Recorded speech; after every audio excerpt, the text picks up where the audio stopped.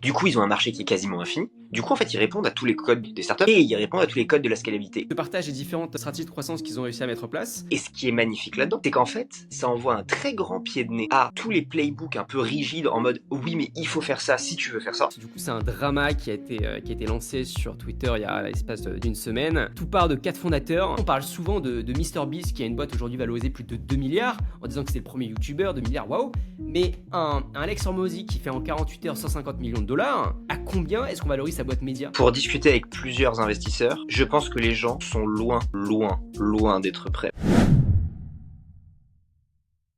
Alors juste avant de commencer le podcast, si vous voulez être la personne la mieux informée de la pièce en business et tech, on a une newsletter totalement gratuite qui vous envoie en 3 minutes par jour les 5 actus que vous devez absolument connaître pour avoir un coup d'avance et prendre les meilleures décisions. C'est moi personnellement qui la rédige tous les jours. Il y a plus de 10 000 entrepreneurs, CEO, cadres sup et futurs décideurs qui la lisent tous les jours. Voilà, vous allez adorer, c'est gratuit encore une fois, c'est le premier lien dans la description. Alors aujourd'hui, du coup, le programme, ça va être on va parler de Labubu, le jouet asiatique qui est en train de conquérir la terre entière. Ça nous intéresse particulièrement parce que ce qu'il faut savoir, c'est que le fondateur de Pop Mart qui ont repris derrière Labubu en un an sont devenus plus riches que Peter Thiel. Alors que lui, dans le monde de la tech, de la deep tech depuis maintenant des décennies. On va en tirer quelques leçons. Second sujet, ça va être à l'app Mafia. Je ne sais pas si vous en avez entendu parler, mais il y a eu un petit drama sur le Twitter US et français au sujet de ce groupe un peu controversé qui cumulé font plus de 40 millions de ARR et ont lancé une formation. On verra également les réflexions autour de ce sujet. Et le dernier sujet qu'on va aborder à mon avis assez rapidement, finalement, ça va être le sujet de Alex Hormozy. Pourquoi est-ce qu'on veut l'aborder? C'est parce que je pense que ça va être un lien direct finalement avec Labubu et avec App Mafia. En l'occurrence, il y a le sujet de la distribution, bien sûr, qu'on pourra aborder sur ça. Mais surtout, la grosse claque que moi je me suis pris, c'est que on nous a toujours dit que l'infoproduit, que ce genre de business comme ça, c'était génial pour le cash flow. Et encore, de base, on insultait ce type de business, on disait que ça n'avait pas le coup, que c'était pas noble, etc., etc. Mais petit à petit, là, depuis ces dernières années, on dit ok, c'est sympa parce que ça nous donne du cash flow.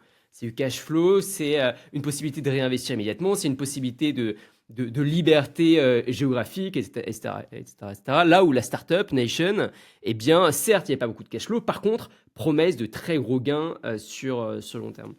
Et ce que j'ai envie d'aborder avec Alex Hormozy, c'est que lors de son lancement de bouquin récent, il a généré plus de 100 millions, hein, je crois on s'approche de 150 millions de dollars hein, en vendant des bouquins et des upsells derrière.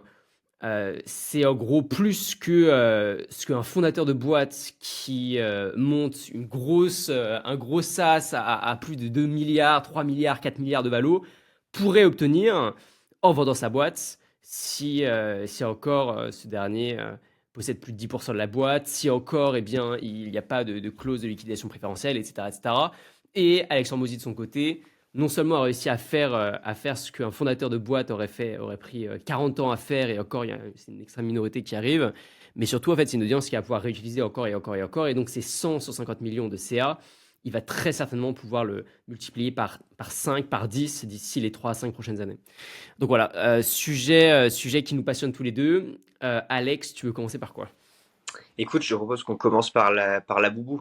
Ce sera, c'est le gros sujet du moment quand même. Moi, ce que j'ai trouvé intéressant sur cette boîte et sur ce playbook, c'est que déjà, moi, pour être d'une honnêteté totale, on avait parlé plusieurs fois dans la newsletter, mais j'avais pas trop vu le truc. J'avais pas vu le truc venir jusqu'à ce que ça devienne une sorte de phénomène mondial et que tout le monde s'y mette, tout le monde en parle. Et je dois avouer que j'ai cru qu'il y avait une erreur quand j'ai vu la valorisation. J'ai tapé la valorisation de la boîte parce que ça m'intéressait. Et elle était en dollars hongkongais. Je connais évidemment pas de tête le taux de change entre le dollar hongkongais et le dollar ou l'euro. Tu vois, une monnaie que je maîtrise mieux. Et je me suis rendu compte que la boîte avait, alors tu me dis si je fais une erreur, parce qu'elle a été encore revalorisée dans les derniers jours, mais quand j'ai vérifié, elle valait déjà un peu plus de 20 milliards de market cap, de valorisation. Ah non, moi j'ai vu beaucoup plus pour le coup. Mais je crois que maintenant, elle est aux alentours de 40, si je dis pas de bêtises. Alors moi, de ce que j'ai vu, c'était plus de 50 milliards.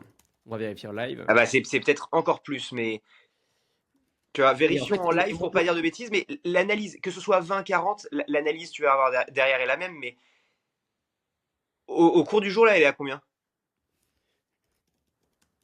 en fait, c'est PopMart qu'il faut regarder. C'est C'est pas pas forcément plein, la tout à bourse. fait, hein, je Alors, confirme. Ah, ouais, ouais. en fait, je sais que c'est plus de 50 milliards parce que le fondateur, la fortune du fondateur est passée de 1,5 milliard à plus de 25 milliards en l'espace de un an.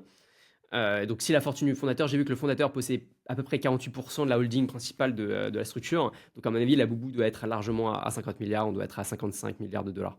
Bah voilà. Et alors quand j'ai regardé, c'était il y a peut-être un mois et demi, tu vois. Il y a un mois et demi, elle était encore aux alentours de 20, et elle était, tu vois, 2 semaines plus tard ou 3 semaines plus tard, elle était aux alentours de 40, je crois. Si je dis, encore une fois, si je dis pas de bêtises. Mais anyway, ce que je veux dire par là, c'est que ce qui est incroyable, c'est qu'en fait, une boîte, donc non tech, arrive à avoir des croissances plus grosses et plus rapides, et peut-être même plus durables, ça on y reviendra après, mais peut-être plus durables que des boîtes non tech. Et là, je trouve que, et on a fait cette discussion en off il y a quelques jours quand on s'est appelé, de dire, quand moi j'ai commencé, ça fait 8 ans maintenant, on s'approche des 9 ans là, tu vois, bientôt ce sera cet anniversaire des 10 ans, mais je me sens vieux. Mais le truc c'est quoi? C'était de dire, t'avais un playbook qui te disait, si t'es un mec ambitieux, que tu veux scaler et ainsi de suite, ton playbook c'est d'aller dans la tech.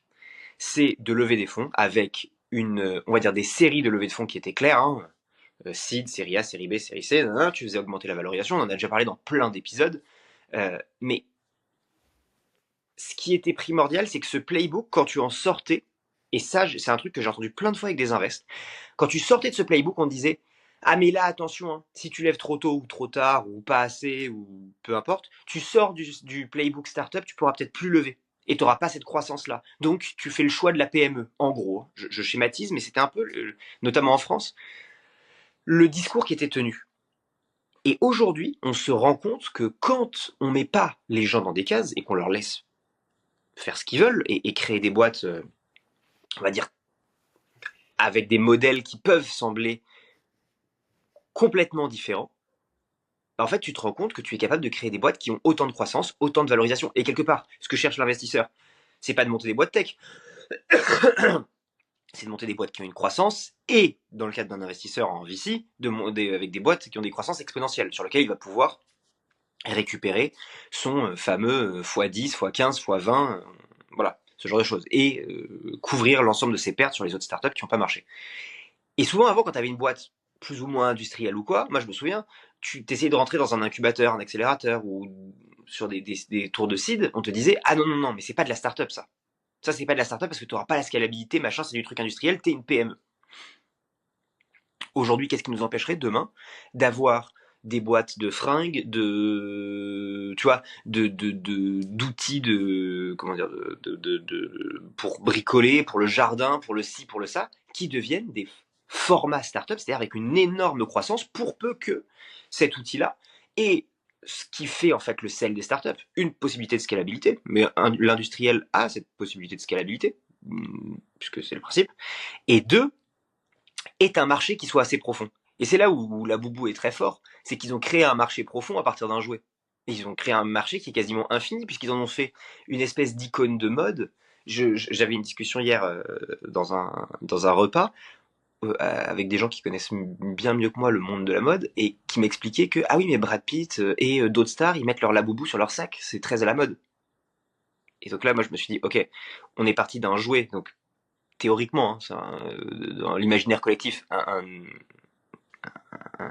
produit pour enfants, qui est devenu non seulement et qui est resté un produit pour enfants, donc il y a des enfants qui le consomment, qui demandent des laboubous pour Noël et pour tout ce que tu veux, et on reviendra en plus sur leur mécanique marketing hyper intéressante, connue mais hyper intéressante, et en même temps c'est devenu une icône de mode, c'est-à-dire le truc est consommé par des stars, ce qui fait que des gens de 16, 17, 18, 25 ans peuvent l'acheter et se dire vas-y je le mets sur mon sac.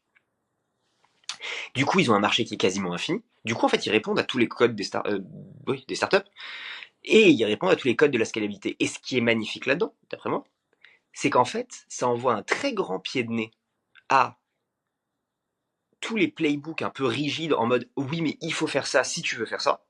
Et pour moi, c'est une excellente nouvelle. Je pense que, étrangement, pour la sphère entrepreneuriale et ne serait-ce que d'un point de vue intellectuel et nouveauté, PopMart, c'est une excellente nouvelle.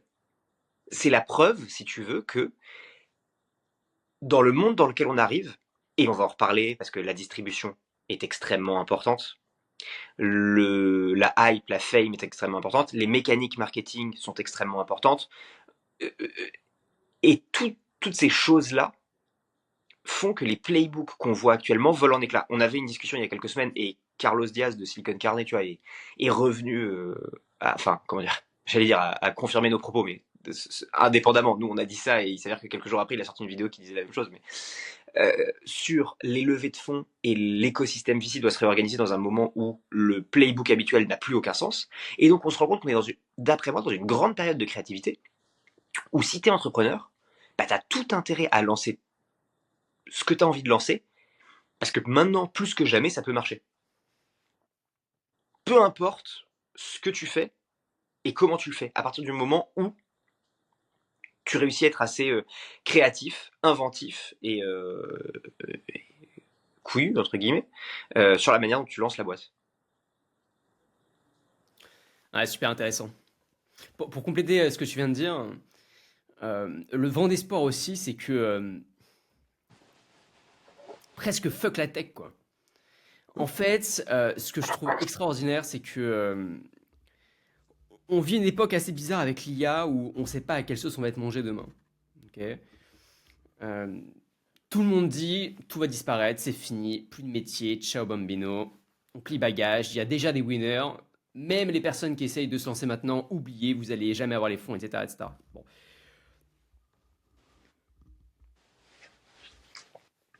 Lorsque tu vois qu'en l'espace d'un an et demi, bon, la Boubou date d'il y a 2019, si je dis pas de bêtises, mais ça a vraiment décollé il y a une grosse année. Lorsque tu vois qu'en l'espace d'un an et demi, cette boîte arrive à passer de je sais pas combien de milliards jusqu'à plus de 50 milliards et que le fondateur de PopMart est passé de 1 milliard à plus de 28 milliards en termes de fortune, ce que j'ai dit en intro, c'est qu'il avait dépassé du coup la fortune de Peter Thiel, qui lui est de la deep tech profonde et qui investit dans les meilleures des boîtes du monde, que des boîtes ultra technologiques, ultra tendance, qui demandent une R&D de dingue, qui a demandé des levées de fonds de malade. Qu'un mec comme ça se fasse dépasser en termes de fortune par un fondateur de peluche. Alors, c'est pas. Si PopMart, c'est un magasin de jouets, enfin, un distributeur de jouets, grosso modo, c'est pas le créateur de la Boubou directement, mais ils ont repris la Boubou. Tu te dis quand même que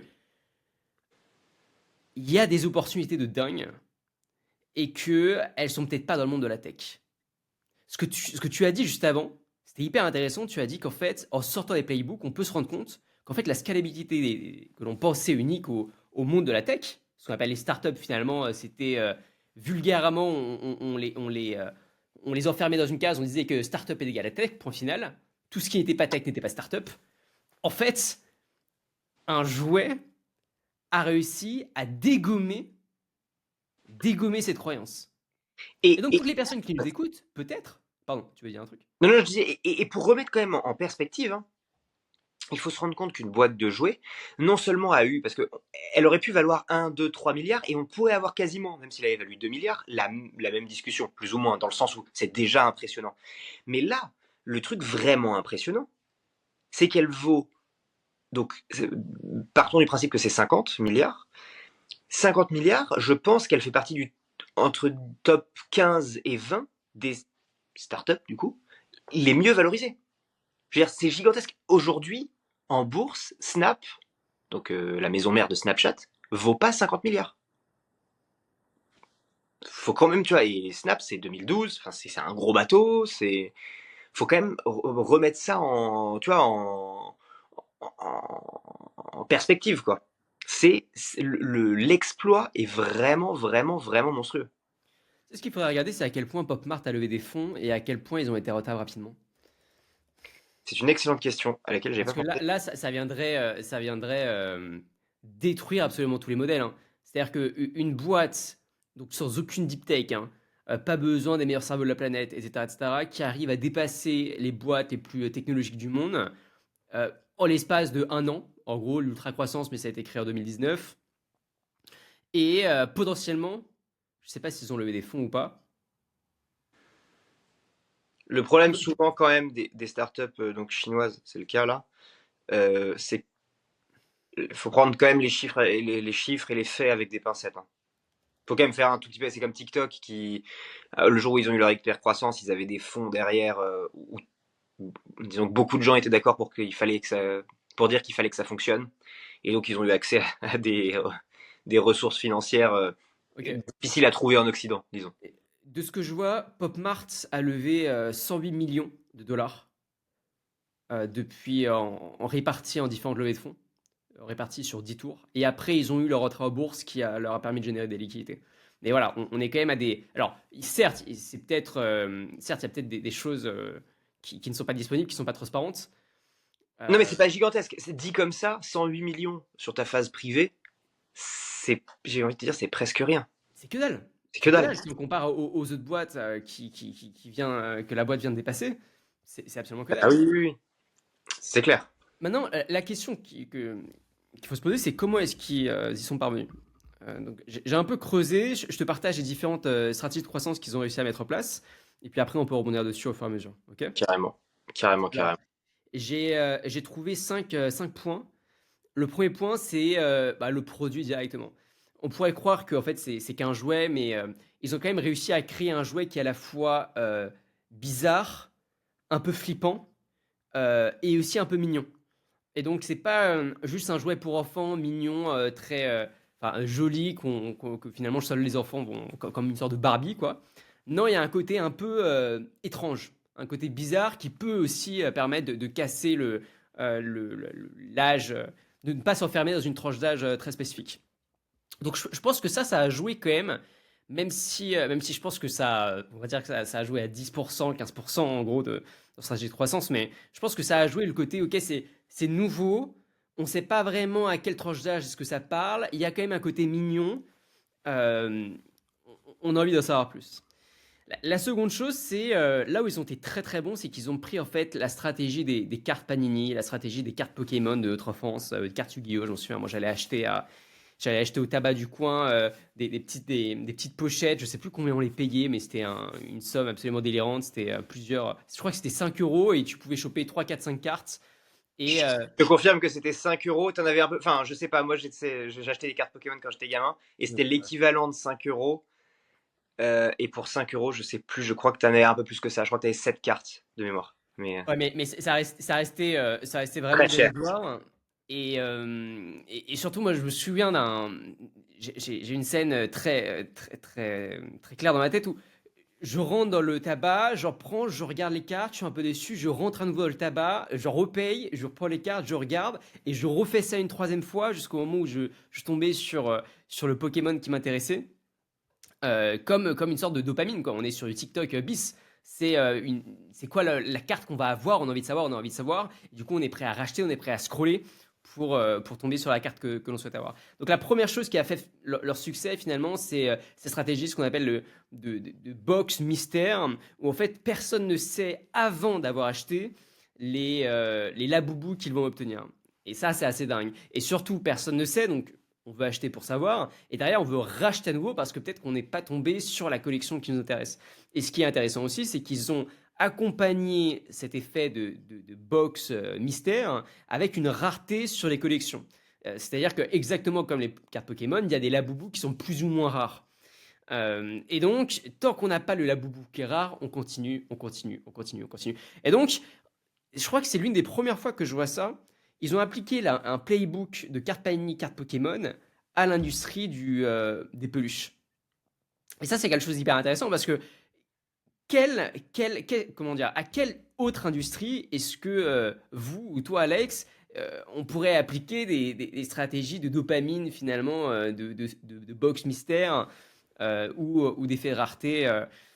Je pense que On pourrait réfléchir dessus. Moi, j'avais pas forcément qui me vienne à l'esprit, mais le fait comme ça de créer des synergies entre les playbooks, je trouve ça super intéressant. Moi, je trouve ça hyper intéressant, mais en effet, là où tu as raison, c'est qu'à part dans l'industrie plus ou moins du divertissement et de l'art, puisque en fait, ça vient de là, enfin, sauf que dans l'art, tu sais ce que tu achètes, mais quand tu paries sur un jeune artiste, tu sais jamais, en fait, c'est ça que tu fais un peu. Tu paries sur le fait que, tu vois, le mec, il va exploser, voilà. Mais à part ces sous-jacents-là, je vois pas où tu peux l'appliquer ailleurs, parce que tu vois, tu vas pas l'appliquer dans la bouffe, tu vas pas l'appliquer dans la tech. Le principe, c'est que tout le monde a la même chose pour, tu vois, on va dire un prix équivalent. C'est un peu ça la tech, hein, quelque part. Donc, en fait, le côté rareté, c'est difficile à reproduire dans d'autres industries. Mais c'est un playbook, je pense, qui marche quasiment à chaque fois. Non, alors, on voit pas tous ceux qui ne marchent pas, évidemment, c'est le principe, mais c'est vraiment un truc. Tu vois, les cartes, les jeux, les éditions limitées aussi dans le jeu vidéo ou ce genre de truc, c'est toujours un truc. Les trucs après prennent les items prennent des prix et des proportions qui deviennent complètement délirantes, des milliers, voire des dizaines de milliers d'euros pour certains trucs. Les cartes Pokémon, meilleur exemple. Les articles de sport anciens, très bon exemple aussi. Et donc, ça, pour moi, c'est vraiment une stratégie. Si quelqu'un a une idée, d'ailleurs, dans les commentaires, n'hésitez pas à nous dire comment ce serait reproductible, mais ce qui est sûr, c'est que c'est une stratégie que les gens aiment particulièrement. Et en plus, c'est une stratégie qui rassure, parce que les gens se disent qu'ils achètent une forme de patrimoine. Quand un mec claque, disons, 10 000 € sur une carte Pokémon, il se dit, ouais, mais c'est pas grave, s'il y a un problème, je la revendrai, et si je la garde assez longtemps, ça se trouve, elle en vaudra 25 000. Donc en fait, il est prêt à faire le truc. Et donc, le corollaire de ça, c'est qu'il est prêt à acheter plein de petits paquets de cartes pour finir par trouver celle qu'il veut, qui, il sait, un jour vaudra extrêmement, extrêmement cher. Et donc, en plus, tu donnes aux gens la capacité de rationaliser leurs dépenses. Ce qui est hyper important. Tu sais à quoi ça me fait penser en fait? C'est exactement les stratégies des NFT à l'époque. C'était, pour moi, c'est la grande réflexion je détaillerai après les stratégies de croissance, mais c'est la grande réflexion du sujet la boubou du jour, c'est l'IP. Ouais. Peut-être qu'en fait, on a vraiment changé de cycle dans les startups et que là, on rentre vraiment dans un cycle de l'IP. Où on se dit, mais en fait, pourquoi est-ce qu'on va attaquer de la tech alors qu'on ne sait pas si ça se trouve dans 3 ans, ChatGPT va faire mieux que nous? Où se trouve la valeur? Où est-ce que l'on voit qu'il y a des boîtes aujourd'hui qui décollent de d'autres industries? Peut-être qu'en fait, il faut créer de l'IP à la chaîne et tester, tester, tester, tester. Et je trouve que ce soit le côté box mystère ou le côté rareté, ça ressemble énormément aux collections de NFT. Énormément. Puisque lorsqu'on on achetait des NFT à l'époque, on ne savait pas quel NFT on allait récupérer. Est-ce que ça allait être un NFT joli, pas joli, quel numéro, etc. etc. Et il y avait quelque chose de rare parce qu'il n'y en avait qu'un nombre limité à chaque fois. Et donc on voulait absolument pouvoir faire partie de la collection pour faire partie de la communauté. Et donc Ouais. finalement, ils ont appliqué, enfin je veux dire, le playbook NFT. Je pense que toutes les personnes qui ont réussi à faire énormément d'argent dans les NFT à l'époque, énormément, euh, pourraient être vraiment pas mal sur justement sur lancer ce type de business. Cette fois-ci, du coup, des jouets dans la vie réelle, etc. Puisque le playbook, il est le même. Rareté, FOMO, exclusivité, partenaire. Et pour rejoindre un peu les stratégies de croissance, c'est la troisième étape.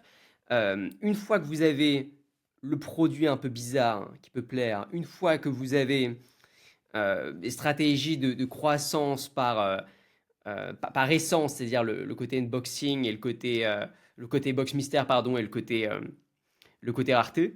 La troisième étape, c'est d'aller créer cette hype de manière artificielle. Et donc, à mon avis, ce qu'ils ont fait, c'est qu'ils ont dû payer tout un tas d'UGC en disant récupérez ces boîtes, ouvrez-les sur TikTok et faites un unboxing en live.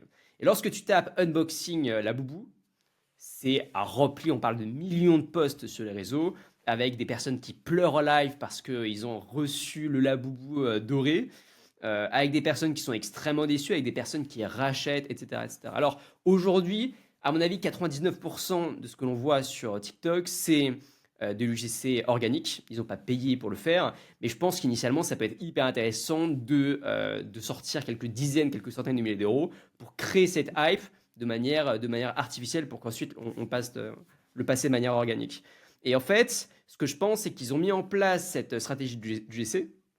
Ensuite, comme par hasard, en fait, ce qui a vraiment fait décoller la boîte, c'est lorsqu'on a vu Lisa du groupe Blackpink, une personne extrêmement connue en Corée, extrêmement connue en Thaïlande et aussi extrêmement connue dans le monde aujourd'hui, qui a porté un laboubou sur son sac. Lorsqu'on a vu ça une fois, c'est là où ça a absolument décollé. Et à mon avis, cet élément déclencheur-là a permis ensuite de créer toute cette vague du GC organique. Et donc finalement, lorsque tu replaces, moi, lorsque tu replaces ça dans le contexte, si je devais refaire le même playbook, j'essaierais de bombarder sur le réseau tout le côté unboxing, mais extrêmement artificiel, en payant pour de l'UGC. Ensuite, donc juste pour la social proof, juste pour ça, et puis pourquoi pas pour le reach, mais surtout pour la social proof. Ensuite, j'irais payer très cher, je pense, un influenceur, un gros influenceur, vraiment connu dans la thématique, quitte à sortir plusieurs centaines de milliers d'euros. Et ensuite, du coup, ce gros influenceur-là, normalement, il est censé générer de la curiosité. On va voir sur TikTok qu'est-ce qui se passe. On voit qu'en fait, il y a des centaines, voire des milliers de personnes qui font déjà des unboxings. Ça tease encore plus la curiosité. Ça donne envie d'acheter. Ça donne envie derrière de faire un unboxing. Et là, ensuite, la boule de neige, elle est lancée. Et à mon avis, de ce que j'ai lu, il n'y a rien qui prouve aujourd'hui que Lisa de Blackpink avait été payée pour ça. Bon, c'est quand même gros, vu à quel point elle est entourée. Le monde de la K-pop, ils sont quand même extrêmement. Ils maîtrisent totalement leurs artistes, hein, de A à Z. Ils maîtrisent tous les partenariats, ils maîtrisent tout ça. C'est extrêmement cadré. Donc, enfin, ça m'étonnerait que ce soit fait de manière totalement organique. Sinon, tant mieux pour Pop Mart. Ils ont chopé le gros lot pour pas grand-chose. Mais je pense que ça vaut le coup vraiment de. Une fois que tu as préparé les bases, tu as la stratégie organique par essence avec les box mystères, avec la rareté. Une fois que tu as le produit intéressant, une fois que tu as des centaines de posts UGC de manière artificielle, de bombarder avec quelques très gros influenceurs qui vont porter ton sweat, qui vont porter ton jouet, ton doudou, ta tétine, ce que tu veux, puisque j'ai vu que c'était à la mode maintenant, les tétines pour adultes. Euh, pour ensuite lancer cette vague du GC organique. Et là, ce qui est délirant, c'est que non seulement tout le monde, toutes les personnes qui sont fans de la boubou, il y en a des millions dans le monde, font ces GC organiques, mais en plus derrière, ça crée un marché secondaire où en fait, puisqu'il y a un élément de rareté, exactement comme les NFT finalement, puisqu'il y a un élément de rareté, eh bien, certaines personnes sont prêtes à racheter les laboubous rares x 10 sur le prix initial. Et donc, on voit certains laboubous à 5 000, à 10 000 dollars sur des marketplaces, ce qui est absolument délirant. En plus, si je dis pas de bêtises, Pop Mart détient la distribution physique puisqu'ils ont des stores dans les villes, dans les grandes villes, hein. Et ça ouvre, je crois qu'ils ouvrent toutes les semaines entre 5 et 10 nouvelles boutiques aux États-Unis. Ouais. Ouais. Ça veut dire que ça veut dire que non seulement ils ont ça, mais en plus ils s'affranchissent de tout un paquet de coûts et ils prennent des positions physiques, ce qui est alors ce qui peut être un peu dangereux, mais ce qui est quand même hyper important dans le sens où si vraiment ils ont, tu vois, d'autres collections qui commencent à marcher, ou alors ils peuvent faire du cross-sell, tu vois, s'ils deviennent assez forts, parce que en regardant leur magasin je me suis rendu compte qu'il n'y avait pas que la boubou, il y avait tout Oui, un bien sûr. paquet d'autres collections. Bien sûr. Mais si ça se trouve, tu vois, pour Noël, t'envoies les parents, les grands-parents dans des stores comme ça, ils achètent de la boubou pour les enfants, mais ils se disent, ah mais tiens, ça c'est marrant, je pourrais leur acheter aussi, mais que ça plaise ou pas, peu importe. En fait, tu fais du cross-sell, du cross-sell, du cross-sell, et donc si ça se trouve, tu finis non seulement, et c'est là que c'est hyper intéressant, par avoir cette IP qui marche hyper bien et qui justifie, je pense, aujourd'hui en grande partie la valorisation de la boîte, mais en plus, tu as un réseau de distribution et peut-être des ventes annexes qui continuent de solidifier la boîte et on va dire, qui justifient encore plus la valorisation délirante. Mais tu sais ce que j'ai trouvé? C'est Non. que, comme on l'a dit, Pop Mart n'est pas le créateur de la boubou. C'est un créateur qui a créé la boubou. Et Pop Mart, ils ont juste. Euh, ils ont pas acheté la licence, ils la louent, quoi, en gros. C'est des IP externes sous licence. Voilà comment ils appellent ça. Des IP externes sous licence. Et Je d'ailleurs, pensais qu'il avait acheté le truc. J'avais pas vu non, ça. Moi, je pensais qu'il l'avait acheté. Ah oui, ça veut dire que quand ils l'ont pas même le acheté. mec, le créateur de la boubou, demain peut se retourner en disant, ouais les mecs, en fait, je distribue chez Walmart. Bah, justement, je me suis posé la question et à ce qui paraît, dans ce genre de deal, ils sécurisent sur 10-20 ans et il y a des deals d'exclusivité, des deals de reconduction tacite. Ok. À ce qui paraît, c'est très sécurisé. Mais ce qui est hyper intéressant avec ça, c'est qu'un autre type de business auquel on peut penser, c'est des business de pas forcément de. Parce que finalement, créer des jouets, les distribuer, c'est chiant, c'est quand même. C'est un métier, hein, c'est extrêmement, extrêmement lourd, hein. Mais finalement, peut-être que on pourrait imaginer une industrie, pas une industrie, pardon, une, un startup studio à IP, quoi, si tu veux. C'est-à-dire que l'idée, ce serait plus de se dire, nous, on s'occupe pas forcément de tout ce qui est la production, la distribution, etc.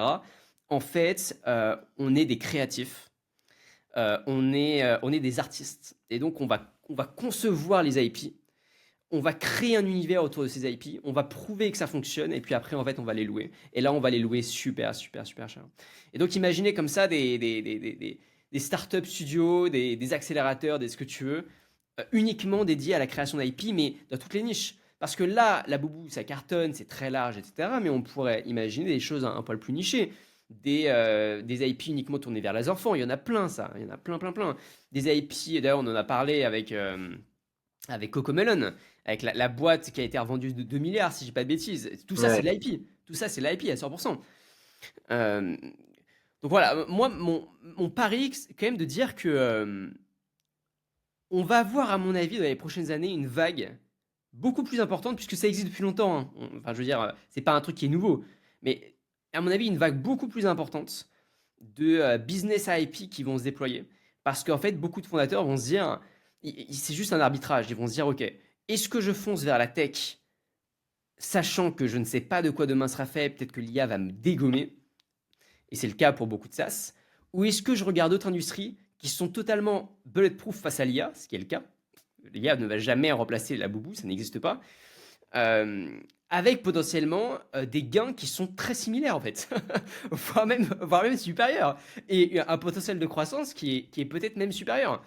En fait, c'est ça qui est dingue. C'est ça qui est dingue et que j'aimerais que les personnes qui nous écoutent puissent comprendre, c'est que on parle d'un putain de jouet qui est en train de dépasser de la technologie. Enfin, c'est des trucs qui étaient impensables. Et en l'espace d'un an et demi. En l'espace d'un an et demi. Et en Et face, excuse-moi, je finis, avec des marges extrêmement intéressantes. Et j'ai vu qu'ils étaient à plus de 70% de marge sur ce type de jouet. ouais, ce qui est pas le cas pendant très longtemps, ce qui est pas le cas sur la tech. Jusqu'à ce que tu arrives à inverser entre guillemets la courbe comme Google ou machin, mais pendant très longtemps sur la tech, tu gagnes pas grand-chose. En marge, j'entends évidemment. Non, mais c'est hyper intéressant. On passe à Je en t'ai plus. coupé, pardon, tu voulais dire. Non, et je disais, et en plus en face, il faut se rappeler que la comparaison que tu donnes au début sur Palantir, et donc sur Peter Thiel et donc Palantir, il faut se rappeler qu'en plus, Palantir, c'est quand même un des super champions. On compare pas avec tu vois, avec la licorne moyenne. On compare avec le super champion poids lourd, toute catégorie. Enfin, tu vois, dans un contexte géopolitique un peu compliqué. Et donc, ce que le produit résout spécifiquement est actuellement un gros problème. Tu vois, la défense. Et donc, tu te dis, ouais, tu te dis, et sachant que quand tu lances une startup, le pourcentage de chance de réussir à avoir une licorne, donc juste de passer le 1 milliard, c'est 0,406. Tu vois, Après, après, après, attention, ça veut pas dire pour autant que lancer un Labubu Bis ou une IP ce soit forcément plus simple. Mais ce que je vois, pas du tout. même si les chances de succès sont les mêmes, je vois personnellement beaucoup moins de danger en termes de risque de se faire défoncer, hein. Là, je parle même pas de trouver son product market fit et tout, hein. Je parle de risque de se faire annihiler par ChatGPT dans 5 ans. De un, je vois beaucoup moins de R&D initial. Il n'y a pas de R&D. Je vois beaucoup moins de courses au talent. Alors, il va falloir des talents marketing de dingue, c'est clair et net. Mais aujourd'hui, les talents qui coûtent le plus cher, ça reste quand même les talents, ça reste les chercheurs, ça reste les techs. Et donc, ça, donc un R&D et un coût de talent beaucoup moins élevé. Et aussi potentiellement un investissement initial de départ beaucoup moins important. Et enfin, un produit market fit qui, alors je connais pas assez cette industrie, mais qui me paraît quand même plus simple à avoir. Enfin, j'ai l'impression que vendre un jouet, c'est de l'émotionnel, Et donc, c'est l'histoire que tu vas raconter, c'est le storytelling que tu vas faire, mais en soi, ça résout pas un problème très spécifique. C'est juste des éléments d'appartenance. C'est comme vendre des fringues, quoi, à la fin de la journée. Donc, on sait que ça marche. Le product market fit, il est déjà là. Maintenant, c'est est-ce que tu as un storytelling market fit? Est-ce que tu as un branding market fit? Est-ce que tu as un marketing market fit? Tu vois, c'est plus ça. Et ça, honnêtement, c'est quand même, ça m'a l'air hein, d'être plus simple à obtenir, ou du moins, ça permet d'éviter d'avoir en plus le product market fit, puisque du côté des SaaS, du côté des apps mobiles, tu dois avoir tout. Tu dois avoir le product market fit technologique, mais tout le reste aussi Ouais, de le cocher aujourd'hui. ouais, c'est clair. Voilà. Bon, second sujet du coup, App Mafia, et ça Ah permettrait oui, de faire la transition oui. avec Alex Hormozy. Bon, ce sujet va être assez rapide. Je vous la fais courte. Du coup, c'est un drama qui a été lancé sur Twitter il y a l'espace d'une semaine. Tout part de quatre fondateurs. Quatre fondateurs qui étaient plutôt connus de base sur les réseaux. Pour les citer, il y a Zach Yadegari, Blake Anderson, Alex Slater et Connor McLaren. Ce sont tous des jeunes qui ont entre 19 et 25 ans. Et ils ont comme particularité d'être tous extrêmement insolents, très imbus d'eux-mêmes. Et je dis pas du tout ça de manière négative, hein, pour le coup. C'est pas forcément quelque chose qui me gêne. Et surtout, d'avoir tous des apps mobiles qui font tous plus de 100 000 euros de MRR. Et quand je dis plus de 100 000 euros de MRR, il y a Blake Anderson qui a plus de 1 million d'euros de MRR. Et il y a, si je dis pas de bêtises, Zach qui est à plus de 3 millions de MRR. Et donc voilà, un ARR cumulé qui dépasse aujourd'hui les 40 millions. Donc c'est un exploit. Ces gars, ça reste quand même des petits génies. Hein. Si on est très honnête, 19-25 ans, créer des boîtes comme ça, c'est dingue. Les boîtes en question, on parle de Kel.ai, donc assez connu. On parle de Umax, on parle de Riz GPT, on parle de Quitter, je ne sais pas comment on prononce, Quitter, l'application pour arrêter d'aller regarder du porno, si vous voulez. Et Conor McLaren, lui, c'est pas tant la création d'app qui l'a fait connaître, c'est plus le fait que il a été recruté par ces mecs-là pour gérer le marketing et il a eu des faits d'armes assez impressionnants. Il a réussi à faire passer Twitter de 40 000, excuse-moi, de quelques dizaines de milliers d'euros de MRR à plus de 300 000 balles par mois. Et je crois qu'il a ajouté en une seule journée plus de 40 000 euros de MRR.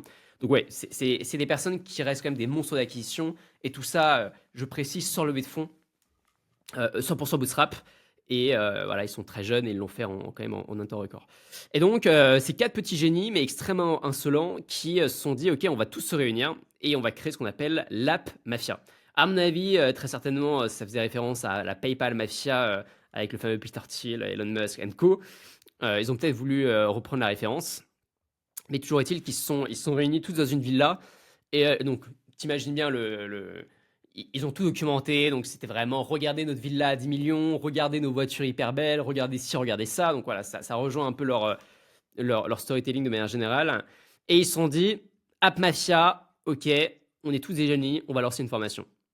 Et du coup, ils se sont réunis, ils ont lancé la formation App Mafia avec deux pricing différents, un pricing à 1000 balles et un pricing à 5000.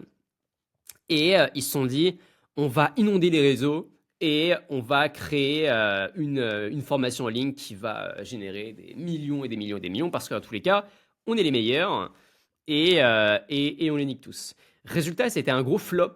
Alors, un gros flop, si on compare à l'exposition qu'ils ont eue, ils ont eu plus de 10 millions d'impressions. Si on compare à l'exposition qu'ils ont de base, ils ont tous des centaines de milliers d'abonnés sur les réseaux. Et surtout, si on compare à ce qu'ils ont réussi à construire jusqu'à présent et aux preuves sociales qu'ils ont jusqu'à présent. Quoi. C'est des personnes qui, lorsque tu montes une app bootstrappée à 3 millions de MRR, bon, c'est quand même extrêmement solide. Et donc, si tu as la distribution derrière, ce qui est le cas, tu es censé pouvoir faire des millions d'euros de vente lorsque tu vois une formation en ligne. Et non, ça a été un échec. Ils ont vendu à peu près entre 67 et 75 unités à 1000 balles et 36 unités à 5000. Donc là, on parle de quelques centaines de milliers d'euros, alors qu'ils sont 4, alors qu'ils ont une preuve sociale de dingue, alors qu'ils ont une distribution de fou. Donc voilà pour le contexte. Et en fait, pourquoi c'était un drama? C'est parce que tout le monde leur est tombé dessus. Mais lorsque je dis tout le monde, c'est des mecs comme Peter Level, donc Level CEO sur Twitter. Tu connais ou pas d'ailleurs ce mec, Alex? Je le suis, je connais pas particulièrement son histoire, je le vois sur Ok. Twitter En, dans mon en gros, feed. j'ai envie de dire, c'est le solopreneur le plus connu au monde. et qui lui est très connu pour faire à peu près 200-300 000 euros de MRR solo sans avoir rien levé, et cela depuis des années. Et donc voilà, c'est vraiment le gourou ultime des solopreneurs. Et donc lui, il leur est tombé dessus. Il y a aussi un Français, Thibaut Maker, le créateur de Tweet Hunter, qui leur est tombé dessus. T'as une personne que j'aime bien qui s'appelle Brett de Design Joy. On a parlé quelques fois de Design Joy, c'est l'agence de productivity service qui font à peu près 100 000 balles par mois alors qu'il est solo. Et c'est de l'abonnement. Bref, ils leur sont tous tombés dessus en disant c'est inadmissible, c'est vraiment des arnaqueurs, etc., etc. Trois réflexions par rapport à ça. Attends, juste une petite question, parce que je pense Oui, que ceux qui connaissent pas bien le dossier se posent la même question que moi. dis-moi. Le produit en question, Oui. parce que tu as dit arnaqueur à la fin, le produit en question était mauvais ou pas? Non, non, non. Alors, moi, Alors, justement, il y a eu un twist que j'ai oublié de préciser, c'est que ils ont fait donc des ventes pas dingues, et donc après, ils se sont dit, en fait, tout ça, c'était prévu, et on donne la formation à 1000 euros gratuite. Donc, ils se transforment une formation. La formation, ils l'ont donnée gratuitement, du coup, à 1000 euros. Il y a toujours la formation à 5000 balles, mais la formation à 1000 est gratuite. Donc, moi, j'ai eu accès lorsqu'elle était gratuite, tu me connais. Et franchement, ça va. Franchement, ça va. Les conseils sont cool. Après, voilà, c'est très caricatural. Ils sont torse nu lorsqu'ils ils font la formation, tu vois. Ah oui. Sur une formation à une balle. Ils t'appellent Pussy à chaque phrase. Donc voilà, ils parlent quand même à un certain avatar, un certain personnage qui est assez facilement identifiable. Mais les conseils sont cool. Ceux qui ont acheté la formation sont plutôt satisfaits, semble-t-il. J'ai l'impression que c'est surtout ce qui dégageait leur marketing qui a pas trop plu. Mais voilà. Après, le truc à 5000, honnêtement, je l'ai pas vu. Je sais pas vraiment ça va le coup. Ok. 5000, t'as intérêt à sortir du lourd. Au total, pour une formation gratuite, celle que j'ai eue, euh, c'était pas mal. Du coup, trois réflexions surtout sur ça. La première réflexion lorsque j'ai vu ça, c'était, et vous allez voir, ça a quand même pas mal évolué, c'est pourquoi lorsqu'on fait 30 millions ou 40 millions par an, on cherche à faire ne serait-ce que quelques millions supplémentaires, sachant qu'ils sont 4, hein, avec de la vente de formation. Et ça a été l'esprit que j'ai eu du mal à comprendre pendant longtemps. Et j'avais beaucoup de personnes qui m'entouraient, qui avaient déjà un patrimoine où ils faisaient 2, 3, 4, 5 millions, tu vois, ils étaient très très bien. Et ils allaient chercher à faire de la vente de formation, en plus certaines fois sur une industrie assez nichée. Et je me suis dit, mais les mecs, vous allez vous faire même 50 000 euros par mois.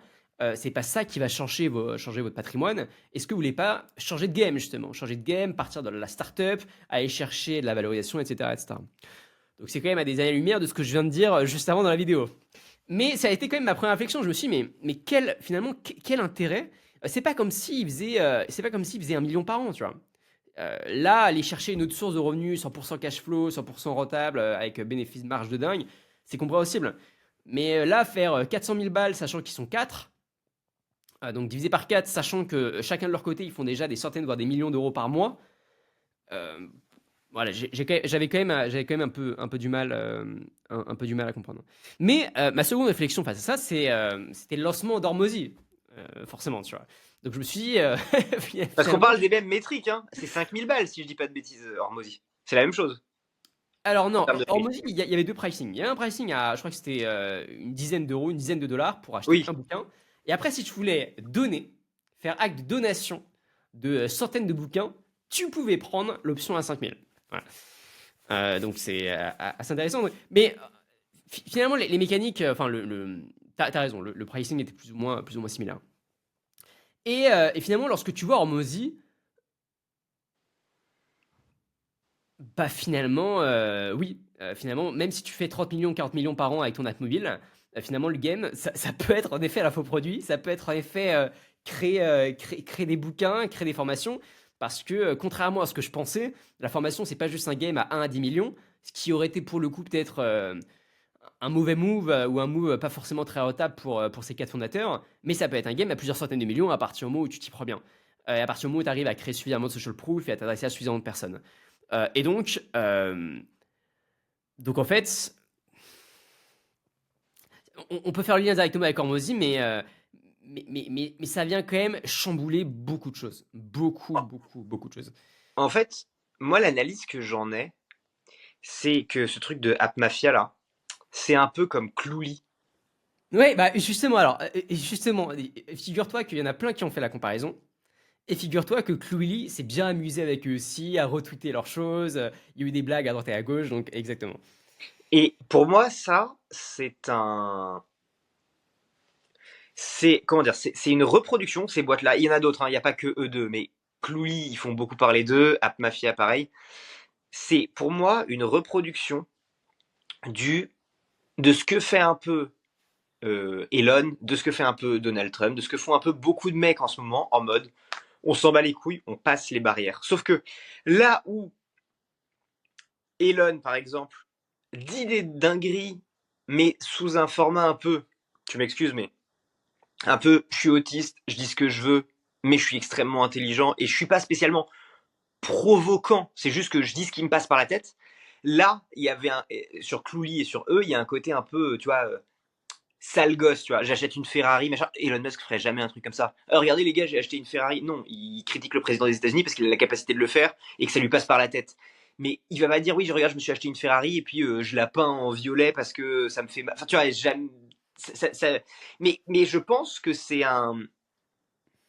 une conséquence de ces gros entrepreneurs qui ont essayé de sortir de leur truc. Et même Zuckerberg, qui fait des trucs un peu cool, tu vois, genre je fais du jet, enfin pas du jet ski, mais du ski nautique en costume. MMA. Tu vois, Mm. toute cette vibe de ouais, on est cool, on est un peu, je sais pas si le mot existe, mais transgressiste. Tu vois, on transgresse les lois et un peu la morale, mais la morale dans le bon sens du terme. Pas on va faire des trucs pas cool, mais tu vois, du style on est comme vous, on a envie de s'amuser et on est un peu border, mais pas trop, tu vois, ce truc-là. Et eux, c'est juste la vague d'en dessous qui s'est dit, vas-y, nous on va être border carrément, tu vois. Clouly, quand même, sur leur t-shirt là de merch, il y a des flingues, des couteaux, des trucs, et tu te dis, mais attends, on parle d'un assistant pour écouter ce que tu dis dans des sous IA, pour écouter ce que tu dis dans des calls, tu vois. Je capte même pas le pourquoi la Ferrari. Enfin, tu vois, à part se faire remarquer et ça marche d'après les chiffres qu'ils donnent, ça marche plutôt bien. Et je pense que App Mafia c'est pareil. Là où Hormozy mais par contre, je pense que oui, ça marche plus, ça avait l'air de marcher plutôt bien pour Clouly. Par contre, je pense que c'est un truc qui peut très vite énerver. Déjà, tu t'adresses vraiment à une population et pas à tout le monde. Et deux, ça peut très vite énerver, surtout, et c'est pour ça que je posais la question avant, si ton produit est pas extraordinaire. T'as intérêt, quand tu fais ce genre de bail là, à ce que ton produit soit très bon. Parce que sinon, t'as pas le droit à l'erreur. Sinon, tu te fais éclater immédiatement. C'est là où Hormozy a ce côté. Pourtant, il est quasiment torse nu dans ses vidéos, la plupart du temps. Mais, non, mais il a ce côté que j'appellerais bon père de famille rassurant. Je sais pas comment expliquer, mais tu vois, il a une femme où ils ont des objectifs business ensemble. Tu vois, c'est bien lissé. Il fait du contenu long. Tu vois, il t'explique qu'il bosse beaucoup, mais il te dit à côté, il y a quand même des trucs dans la vie. Enfin, tu vois, je sais pas comment expliquer, mais dans beaucoup de ces, il a ce côté rassurant, pas borderline en fait. Et je pense que ça parle à beaucoup plus de gens. D'autant plus qu'il a eu des expériences dans le business physique et ainsi de suite. Donc, en plus, il a une expérience non négligeable de la vie, entre guillemets. Et je pense que c'est un autre type de marketing. C'est le marketing du mec rassurant, que tu as envie de suivre parce que tu te dis, si lui il le dit, potentiellement c'est vrai et potentiellement il va changer ma vie. De l'autre côté, tu vas plus, à mon avis, à mon avis, hein, parce que je suis pas sûr, mais t'adresser à des jeunes qui se disent, oh, ils ont acheté des Ferrari en 6 mois, moi aussi je veux ma Ferrari pendant 6 mois, tu vois. Ce qui est pas ce que Hormozy te dit. C'est un peu Jérémy Coleman en France qu'on avait fait venir sur le podcast et on le salue, euh, que je trouve très bon dans sa capacité à targeter les gens qu'il veut targeter. Alors évidemment, les montants sont pas les mêmes, mais c'est hyper intéressant, je trouve, la manière dont ils abordent le truc. Et je trouve qu'Hormozy, c'est un peu ça. Je suis assez Avec, d'accord. avec une En, audience qui est monstrueuse, évidemment. Mais... en fait, Hormozy, comme Jeremy Coleman, c'est un peu des personnes. Alors, Hormozy, je crois qu'il a 35, c'est ça? Je sais pas quel Ouais, âge a Jeremy, mais il doit être dans les mêmes eaux. je Et c'est un dirais, peu. ouais, Ouais, entre 35 et 40, je dirais, ouais, ouais. dans C'est cette un eau-là. peu, c'est un peu le côté. euh, Vous avez entendu beaucoup de merde sur Internet. Et nous, on va pas vous promettre la lune. Par contre, on va vous montrer l'expertise. Et en effet, il y a un côté un peu, bah, on a de la barbe, Il y a un côté, on est calme, on n'est pas excité, il y a pas de la coke, il y a pas des Ferrari, il y a pas des villas, il y a pas des filles, il y a rien de tout ça. Euh, on est des mecs sérieux. Tu sais, il y a un peu ce côté-là. On est des mecs sérieux, mais on n'est pas chiant non plus. Tu sais, parce qu'on a des bardeurs, parce qu'on a des casquettes, mais on parle sérieusement. Et on parle pas comme si on avait une pile électrique dans le cerveau. Donc, je suis assez d'accord avec toi. Mais, mais je trouve qu'il y a une réflexion. Ouais, pardon. Non, vas-y, vas-y. Non, j'allais partir sur autre chose. Si tu veux. Alors, et pour finir là-dessus, par contre, ça prouve un truc qui est monstrueusement important. On en discute, on en a parlé avec Tugan la semaine dernière, euh, et on en parle entre nous, et c'est notre grande théorie du moment, ce qu'on se disait, mais ça, on voit quand même la force de tenir la distribution, et on en parle à chaque fois, mais Hormozy, c'est encore un truc qui valide cette thèse, d'après moi. Et si on doit donner un conseil, je ne sais pas si c'est le but de cette chaîne, mais si on doit donner un conseil, tu vois, aux gens qui nous écoutent, c'est si vous ne savez pas quoi faire et que vous voulez devenir entrepreneur, commencez par construire de la distribution. À minima, ça vous coûtera pas grand-chose et vous aurez un head start dans la vie.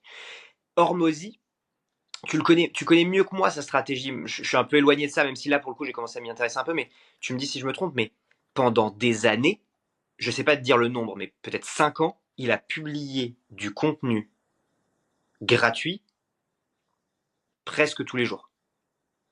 De grande qualité, même si au début j'étais un peu réfractaire en disant ouais, il dit beaucoup de trucs, tu vois, qui sont pas.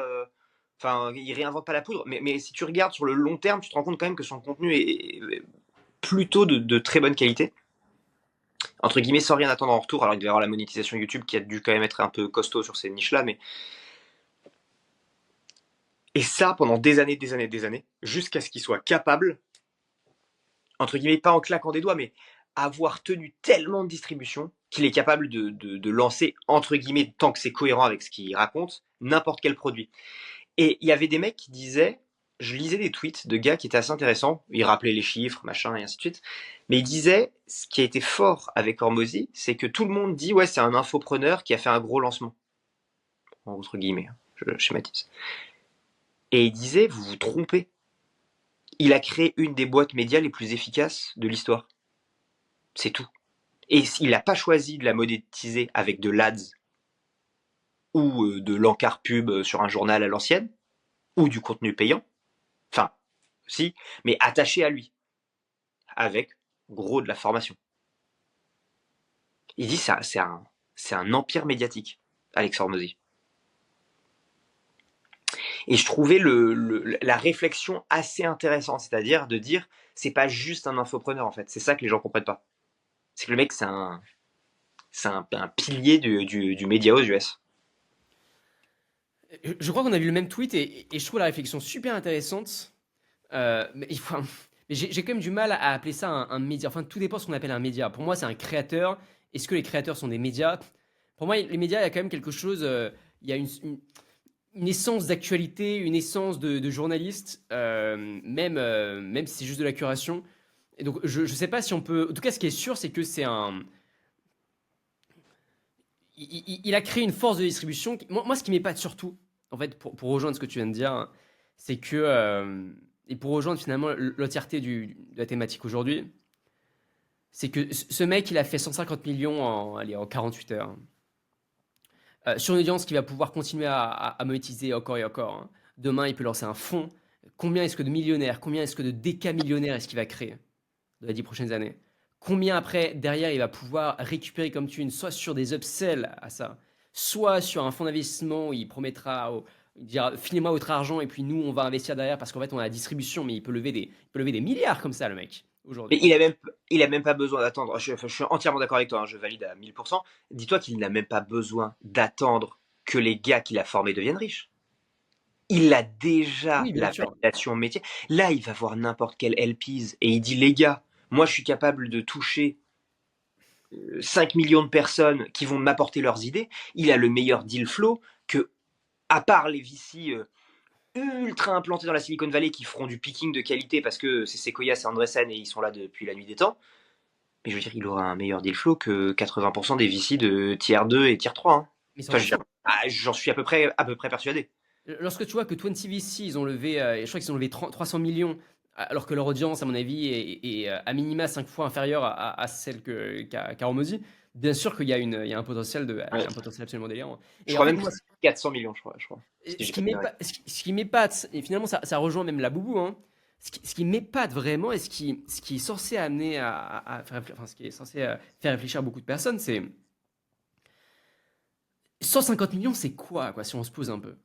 150 millions, c'est ce que touche une infime minorité de personnes qui arrivent à faire monter leur boîte à plus de 2 milliards de valo, on va dire, qui arrivent derrière à vendre leur boîte à cette valorisation-là, donc il y en a très très peu, surtout en France, et qui derrière arrivent réellement à toucher la thune, donc les 10% qui leur restent, s'il n'y a pas de clause de liquidité, etc., etc. Une fois qu'ils ont vendu, bah, soit ils tombent en dépression, soit il faut qu'ils recommencent tout de zéro parce que leur boîte a été vendue, donc soit ils vont investir à droite et à gauche, mais ça va être une nouvelle activité, ou alors ils vont lancer quelque chose, mais ça va être une nouvelle activité, etc. etc. Alex Hormozy, il a chopé cette thune sur un lancement de produit. Et c'est notre thèse média depuis le début, c'est de se dire que au lieu de parier sur un produit avec une infinité de chances d'échec, on parie sur la distribution, sur l'audience, c'est beaucoup plus simple. Trouver le content market fit, c'est beaucoup plus facile que trouver le produit market fit. Et puis derrière, c'est un lancement qui marche pas, on s'en fout. Parce qu'en fait, le vrai produit, c'est l'audience. Et donc, si un lancement qui marche pas, on s'en fout, on a qu'à en refaire un la semaine prochaine. À l'inverse, si un lancement qui marche, c'est génial. Parce qu'en plus, on va pouvoir faire plus de thunes sur un prochain lancement. Et encore un autre, et encore un autre, et encore un autre. Donc les 150 millions que vient de toucher Hormozy, mais mec, mais ça valorise sa boîte à combien? Tu sais, on parle souvent de MrBeast qui a une boîte aujourd'hui valorisée plus de 2 milliards, en disant que c'est le premier YouTuber, 2 milliards, waouh. Mais un Alex Hormozy qui fait en 48 heures 150 millions de dollars, à combien est-ce qu'on valorise sa boîte média? Et Mais mec, d'autant plus que, sa boîte média, elle est valorisée 10 milliards là, Hormozy. Si on prend tout, hein, tous ses actifs. Si le mec qui fait 150 millions en 48 heures, ouais, non mais t'as raison, je pense que c'est ça parce que, regarde, en plus, MrBeast, je crois que t'as cité les chiffres dans la newsletter il y a quelques jours, oui. on parle de 280 ou 275 millions de CA. Donc, Alors, attention, sur la branche média, uniquement sur la branche média. En tout, je crois qu'il est à 400 millions de chiffre d'affaires sur l'ensemble de ses branches. ok, ok, mais il est déficitaire, tout Oui, confondu. tout confondu. Alors, il est très déficitaire sur la branche média, mais tout confondu, il est déficitaire à 40-50 millions de dollars. Ouais. Là, Alex Hormozy, à moins qu'il y ait un truc que j'ai pas vu, on ne parle quasiment que de cash net. Tout le reste, à minima, il est à zéro. Bon, il est à Oui, l'équilibre. Et je pense qu'il y a plus que l'équilibre, honnêtement. Mais sûr, admettons. sûr. Parce que MrBeast, il y a quand même une orga. Hein. Il faut les faire, les décors, les machins, les trucs, enfin, tout ça. Alex Hormozy, la force du truc, c'est que comme c'est du professionnel, en fait, c'est lui face cam qui t'explique comment gagner de l'argent. Et quelque part, je suis pas sûr que sa prod lui coûte très cher. Alors je suis sûr qu'il a des super mecs, je suis sûr qu'il investit en ads, je suis sûr qu'il a une super cam, mais au-delà de ça, je veux dire, c'est rien comme dépense, c'est ridicule. Enfin, en face des volumes, en tout cas, évoqués. Et donc, mécaniquement, pour moi, sa boîte, elle est d'une efficience rare. Et donc, si tu regardes, tu vois, tu fais un ratio gain net valorisation, mais il doit massacrer théoriquement MrBeast. Donc oui, en effet, il doit valoir au moins 5 milliards. Ce qui est délirant, hein. On parle d'un mec qui a créé du contenu depuis 5 ans, hein, 5-6 ans. Et finalement, qui fait MrBeast, c'est des centaines de millions de vues sur ses vidéos, et donc une distribution de dingue après pour ses autres produits. Après, MrBeast a une vision que je trouve très excitante, celle du Disney 2.0, et je Ouais. pense qu'il a des chances d'y parvenir, hein. Mais, euh, mais Alex Hormozy, ça reste quand même quelques centaines de milliers de vues sur ses vidéos, avec une valo, en effet. Mec, on dit 5 milliards, mais bon, là, c'est la spéculation, mais lorsque tu vois, enfin, j'ai envie de te dire, 5 milliards, c'est juste sur le business unit infoproduit. Lorsque tu vois toutes les boîtes dans lesquelles il investit, lorsque tu vois, donc en cash flow pur, lorsque tu vois après les boîtes dans lesquelles il s'est réellement positionné, comme School, School est valorisé combien? On ne sait pas encore, mais certainement quelques centaines de millions, peut-être, School. Il a dit qu'il avait pris un gros pourcentage, donc ça va être au moins 20, au moins 30% de ça. Euh, Lorsque tu vois après tout ce qu'il peut faire derrière, on a parlé de fonds d'investissement et tout ce qu'il va pouvoir lancer comme produit. Et donc, le lien finalement entre tout ça, c'est quoi? Le lien, c'est de se dire que faites pas de la deep tech, les mecs. Lancer un jouet, lancer une peluche, certaines fois, c'est beaucoup plus rentable et plus rapidement. Et en plus de ça, lancer un média, quel que soit le type de média, que ce soit le type créateur de contenu ou genre de choses. Parce que c'est extrêmement compliqué, hein, quoi qu'il arrive. On dit pas que c'est facile. Moi, ce que je dis, moi, personnellement, je veux pas t'inclure là-dedans. Ce que je dis, c'est pas que c'est facile. Ce que je dis, c'est que ça me paraît plus accessible et il y a un côté un peu mélodramatique mais pourquoi on va se faire chier à vouloir faire la deep tech extrêmement profonde, à vouloir à rivaliser avec les personnes les plus intelligentes du monde, lever des milliards, littéralement, si on veut faire une boîte IA, alors qu'en fait, il y a des playbooks aujourd'hui qui existent sur d'autres industries qui demandent 10 fois moins de galères, avec beaucoup de travail bien sûr, et qui ont l'air de vachement bien fonctionner. Alors, tout le monde ne sera pas des Alex Hormozy. Il y a qu'un seul Alex Hormozy, c'est clair, tu vois. Mais des baby Alex Hormozy qui font 15 millions en un lancement, donc 10 fois moins, tu vois, mais qui arrivent quand même à être valorisés quelques centaines de millions, il y en a beaucoup. Il y en a beaucoup. Et j'écoutais un audio super intéressant de Cyril Web de Fou l'autre jour sur son canal Telegram qui disait, mais en tant que VC, parce que là on parle beaucoup de fondateurs, hein, mais en tant qu'investisseur, est-ce que vous voulez mettre aujourd'hui 1 milliard sur une boîte IA ou est-ce que vous êtes prêt à mettre quelques centaines de millions sur un créateur avec le potentiel d'Alex Hormozy et prendre 10% de tous ses gains? Enfin, je veux dire, aux gens, et se dire, ok, en fait, il va lancer 36 produits, chacun de ces produits peut faire quelques centaines de millions d'euros. Et je pense qu'il y a vraiment un game. L'histoire J'avais posé une question il y a quelques mois à Maxime Blondel de ZQuest. J'avais dit, est-ce que les prochaines licornes seront les créateurs? Il m'avait dit non. Bah mec, moi je pense que si. Moi je pense que les prochaines licornes sont les créateurs et qu'il y a un énorme jeu parce qu'il y a des fonds qui commencent à se positionner aujourd'hui pour investir sur les créateurs, etc. Je pense qu'on est au tout début de ce modèle, au tout début de ce modèle, et que vu ce qu'a fait Alex Hormozy aujourd'hui, vu ce qu'a fait la Boubou, même si c'est un peu différent, mais ça reste quand même de l'IP, ça reste quand même quelque chose qui a été fait par un créateur finalement.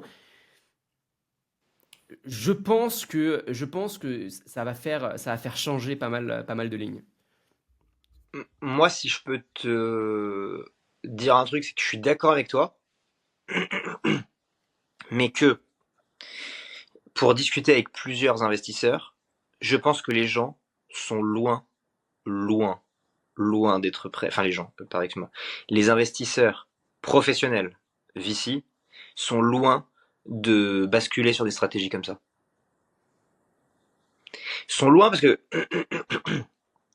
je pense que eux ne sont pas encore sortis du playbook et qu'ils attendent, malheureusement en France, je te parle juste de la France, hein. Là je sais pas ailleurs, mais enfin ailleurs je me doute que c'est pas comme ça d'ailleurs, mais pour la France, on est loin, mais à des années-lumière de changer.